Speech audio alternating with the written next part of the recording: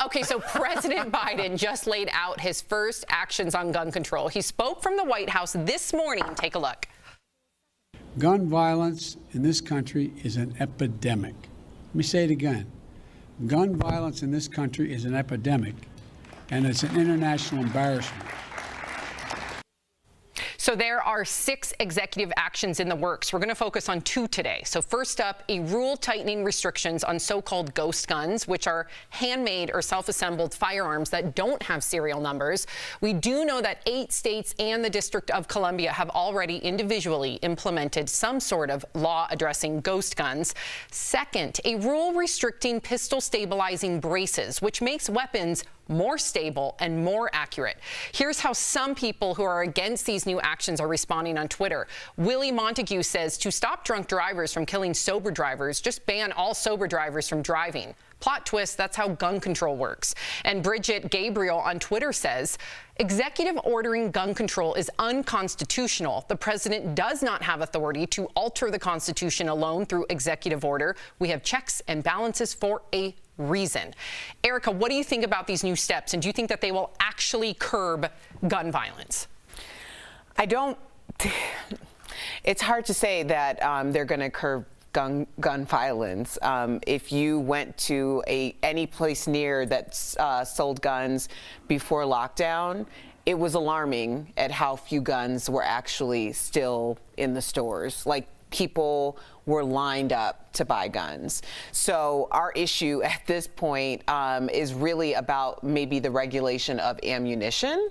However, I do believe, like, as a responsible gun owner, I believe in sensible gun control and sensible gun reform. And I think we just have to start coming to the table and trying to stop making sense out of nonsense. Okay, but you make sense. But Tori, unfortunately, if you say that you want gun reform, people think that you do not support the Second Amendment. They think that you are not a gun owner and that you hate guns and you want all guns taken away. The majority of people that want gun reform, they are responsible gun owners, and they just want to make sure that they can curb these unnecessary deaths that we see plaguing our country. So why is there such a disconnect between the two sides, Tori? Okay, I honestly think, first of all, great point from both of you. It's don't let the politicians or the lobbyists brand this. It's actually a bipartisan issue, Sam. 90% of Americans want a background check, a stronger background check. 60% want banning of assault rifles. This is so much more like so many more people agree with this than what we're being made to believe of the divide. That is almost being created by, may I say, the NRA, in my opinion. So please know that common sense gun control is a completely bipartisan issue. We can compromise on this and move on because it's something we need to do, unless you want baseball and American Pie and mass shootings to be your national pastime as an American. Yeah, there needs to be duality of thought on this. You say one thing and then the other half jumps on you because you don't believe in this, or vice versa.